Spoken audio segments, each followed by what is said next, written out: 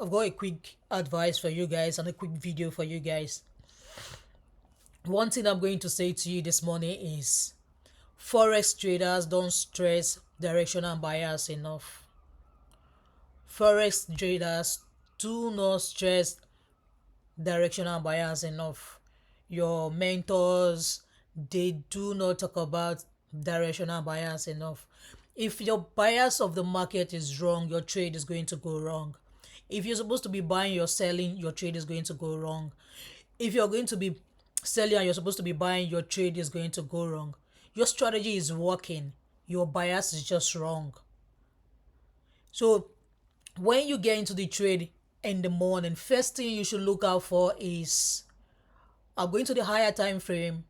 Look out for the time frame that matches my trade. Are you a day trader? Are you a scalper? Are you a swing trader? Look for the higher time frame that matches your trade pattern.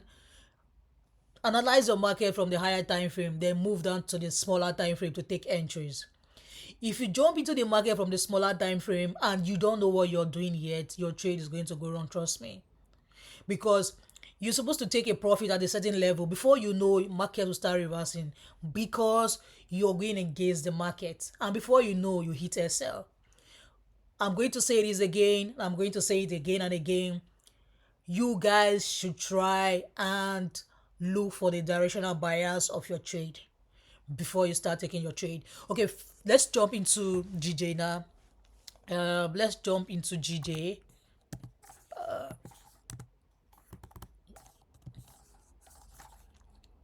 Okay, that's GJ. Let's take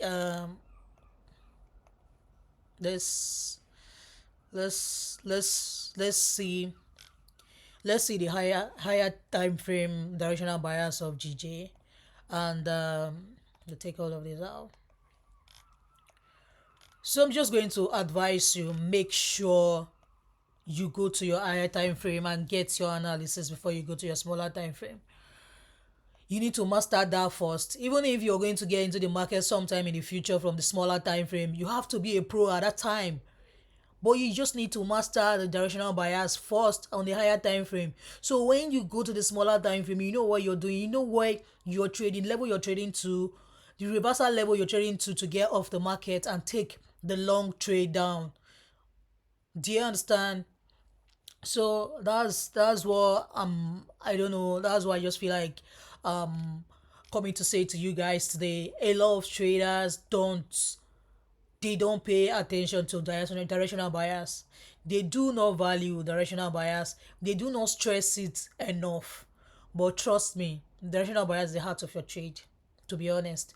So let's jump into GJ.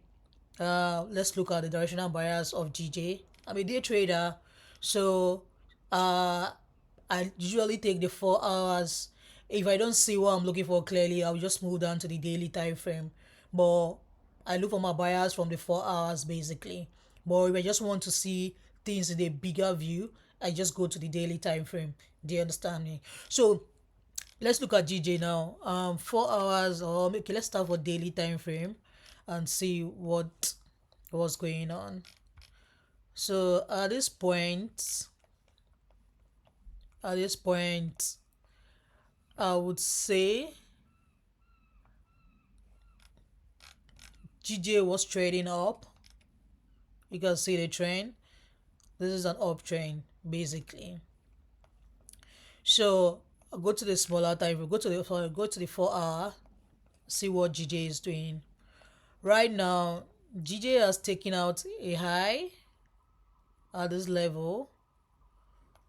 So what we're expecting a retracement to the downside for GJ to buy if he's going to buy up again.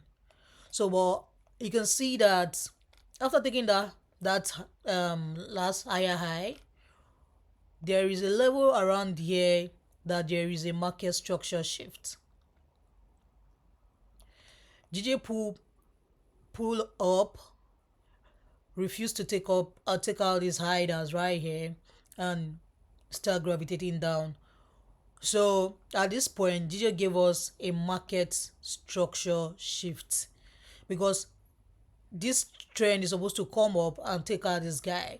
So if you're looking at this pattern to get into the trade and make money, you already seen that GJ has already taken out this low. This is a market structure shift for a trend that's moving up. Do you understand? So we've got, you can say a break of structure, but me, I say market structure shift when I know that market is about to change the direction. Do you understand? So at this level, we've got a market structure shift. What I trade is I trade SMC, liquidity, point of interest, and structural liquidity, point of interest. That's what I trade. So right now, if I look at my structure and see a market structure shift at this time, what I'm going to look out for is where is my liquidity. And I've got my first pullback here, my liquidity at this level. I've got my liquidity at this level. Then I'm looking for my POI. My POI is going to be this guy right here, which is my point of interest. Do you understand? My point of interest is just closest to liquidity. That's my POI. So I've got an order block stroke breaker around there. If I go to a smaller time frame, I'll see the breaker clearly. But on the higher time frame, it shows that it's an order block. But if I go to a smaller time frame, you see it's a breaker block. There's a tiny breaker block around that zone. So if I'm going to get into this trade, I'm going to get into this trade at this level. But now I already know my bias of the market. This market is a downtrend. So I'm waiting for market to take out liquidity and move down. So what I would do at this time is I'll scale down to smaller time frame, either 30 minutes or 15 minutes, 45 minutes, whichever one that I feel like getting into the market with. So yeah, so this is my zone. That's my zone that's just marked out. Let me see 1 hour.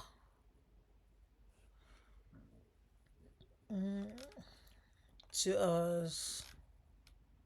Okay, yeah. Remember I told you that this zone might be a breaker. Look at the breaker here. I'm just looking for it to be sure.